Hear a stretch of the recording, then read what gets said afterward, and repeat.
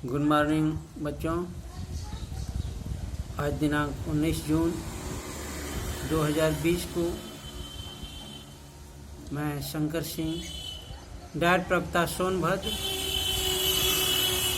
DElEd 4 semester के शैक्षिक प्रबंधन एवं प्रशासन विषय में आपदा प्रबंधन से संबंधित समस्याओं के बारे में अध्ययन एवं चर्चा करेंगे। जैसा कि सामान्यतः हम सब जानते हैं कि आपदाओं से जुड़ी क्षति, विध्वंस और मौतें प्रत्यक्ष प्रभाव होते हैं और राहत से संबंधित क्रियाओं की शीर्ष प्राथमिकताएं हैं जो आपदा की वजह से अनेक मानवीय समस्याएं उत्पन्न होते हैं, जैसे सामाजिक समस्याएं, मनोवैज्ञानिक समस्याएं तथा अन्य जनजीवन से संबंधित समस्याएं उत्पन्न होती हैं। आपदाओं से संबंधित घटनाओं का केवल भौतिक प्रभाव ही नहीं होते, बल्कि अधिकांश लोगों में मानवीय समस्याएं जैसे डर, मानसिक आघात और निराशा, असंतोष, असमायोजन जैसी अनुभूतियां लोगों को परेशान करती हैं। इसके साथ साथ घटनाओं से संबंधित दृश्य, दुःस्वप्न, यादें, दुखद स्मृतियां आदि भयावह हो जाती हैं। आपदाओं से बच्चों की शारीरिक एवं मानसिक दशाओं पर अधिक प्रभाव पड़ता है। इससे बचने के लिए अचानक होने वाली घटनाओं से संबंधित कार्य एवं कठिनाइयों से बच्चों का ज्ञानवर्धन, ज्ञान दर्शन और मार्गदर्शन आवश्यक हो जाता है। हम चर्चा करेंगे प्राकृतिक आपदाओं के संबंध में, जिससे बहुत अधिक जनधन की हानि होती है। उसमें भूकंप अपना महत्वपूर्ण स्थान रखता है। भूकंप के संबंध में हम चर्चा करें तो जैसा कि हम सभी जानते हैं कि भूकंप वह प्राकृतिक आपदा है जिसमें भू अथवा धरती में कंपन उत्पन्न होते हैं। यह कंपन तीव्र अवस्था या सामान्य क्षमता के हो सकते हैं। भूकंप की तीव्रता का मापन रिक्टर पैमाने से किया जाता है। भूकंप जैसी आपदा से अब तक भयंकर रूप से जनधन की हानि होती रही है। भूकंप क्यों आते हैं, अर्थात धरती क्यों हिलती है, इसे भी प्रत्येक शिक्षक, छात्र और जनमानस को जानना चाहिए। तो हम लोग भूकंप के कुछ कारणों को समझने का प्रयास करेंगे। इस संदर्भ में देखा जाए तो ज्वालामुखी विस्फोट भी एक कारण होता है। ज्वालामुखी विस्फोट से निकटवर्ती क्षेत्रों में हलचल उत्पन्न होती है तथा इससे ऊपर के कुछ शैलों में अवरोध के कारण ज्वाला, जिसे हम लावा कहते हैं, बाहर नहीं निकलता और अपनी तीव्रता की वजह से धरती या चट्टानों में कंपन उत्पन्न कर देता है। पृथ्वी का सिकुड़ना भी भूकंप के कारण बनते हैं। पृथ्वी निरंतर ठंडी होकर सिकुड़ती रही है। पृथ्वी के सिकुड़ने से शैल प्लेटों में अव्यवस्था पैदा होती है, जिससे कंपन पैदा होते हैं।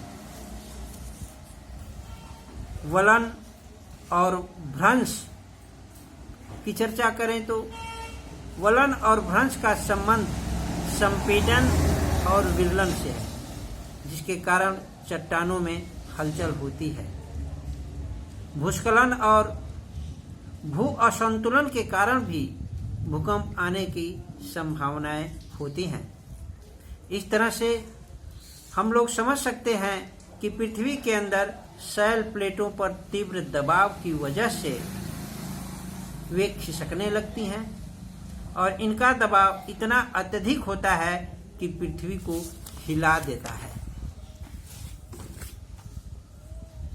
भूकंप से हम कैसे बचाव कर सकें, इसकी जानकारी शिक्षक, छात्र और जनमानस को भी अति आवश्यक होती है। आपातकालीन स्थिति में जल्दी से सुरक्षित स्थान पर चले जाना, जहां पर लोग इकट्ठे हो सकें। पेड़ पौधों, बिजली के खंभों और इमारतों से दूर हट जाना चाहिए। विद्यालय भूकंप रोधी होने चाहिए। अगर सुरक्षित स्थान पर न पहुंच पाए तो मेज या ठोस वस्तुओं की आड़ लेनी चाहिए। ऊंची इमारतों से सुरक्षित बाहर निकलने के लिए लिफ्ट एवं एलिवेटर का प्रयोग से बचना चाहिए, बल्कि अगर ऐसा न हो सके तो तेजी से सुरक्षित बाहर निकल जाना चाहिए। इस तरह से भूकंप जैसी आपदा से बचने के लिए विद्यालय में उत्तम प्रबंधन आवश्यक हो जाता है। आपदाओं में बाढ़ भी काफी जनधन की हानि करता है। यह भी एक प्राकृतिक आपदा है। अत्यधिक वर्षा अर्थात भारी बरसात के कारण आवासीय क्षेत्रों में अधिक जल भर जाना, जिससे कि भारी मात्रा में जल प्लावन होता है। साथ ही साथ तेजी से आंधी आती है और बिजली कड़कती है। इस दौरान हवा में मौजूद आयन के रूप में विद्युत आवेश बादल में मौजूद पानी की बड़ी मात्रा को ऊपर उठा देता है।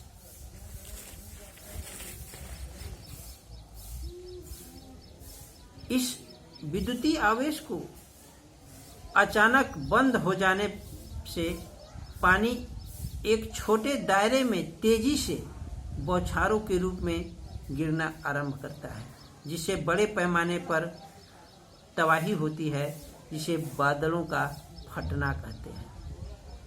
ऐसा बादलों के आयनिक घनत्व के अत्यधिक घनत्व के कारण होता है। बाढ़ से बचाव के लिए भी प्रबंधन आवश्यक होता है, ताकि जनमानस को आपदाओं से तत्काल राहत पहुंचाया जा सके। बाढ़ से बचाव के लिए निम्नलिखित उपाय करने चाहिए, जैसे संकट से बचने के लिए सामुदायिक योजना की तैयारी करना, प्राथमिक उपचार किट उपलब्ध कराना, बच्चों को तैराकी की शिक्षा देना, ऊंचे स्थानों पर बने आश्रय स्थलों पर सुरक्षित पहुंचना, पीड़ित लोगों में राहत और आत्मविश्वास तथा धैर्य पैदा करना, खाने पीने की वस्तुएं उपलब्ध कराना महत्वपूर्ण होता है तथा बाढ़ के जमा हुए पानी से अनेक बीमारियों को भी उत्पन्न होने की संभावनाएं बढ़ जाती हैं। अतः बच्चों के बाढ़ के पानी में खेलने से रोकना और कीटाणुओं से बचने का प्रयास करने की शिक्षा भी जरूरी हो जाती है और स्वच्छ पेयजल का प्रबंधन भी आवश्यक होता है। अब हम लोग चर्चा करेंगे चक्रवाती तूफान की, जिससे भी आपदाएं उत्पन्न होती हैं। जल जब भंवर की भांति और स्थिर और परिवर्तित हवाओं के वायुमंडलीय भंवर, जिनके केंद्र में निम्न वायुदाब तथा केंद्र के बाहर उच्च वायुदाब होता है, चक्रवात कहलाते हैं। अर्थात चक्रवात या साइक्लोन एक घूमती हुई वायु राशि है। उत्पत्ति के आधार पर चक्रवात या साइक्लोन दो प्रकार के होते हैं। उष्णकटिबंधीय चक्रवात अर्थात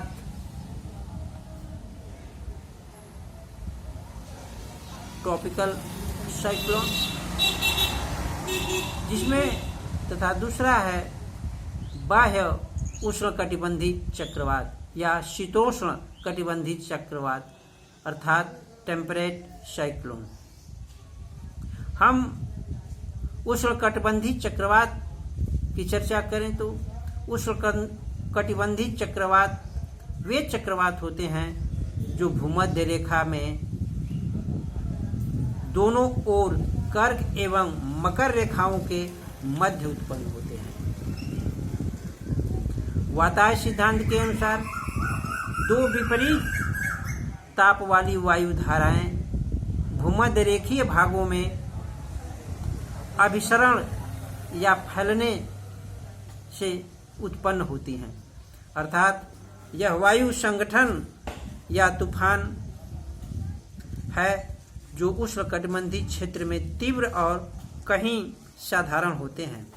इनमें प्रचुर वर्षा होती है। इन क्षेत्रों में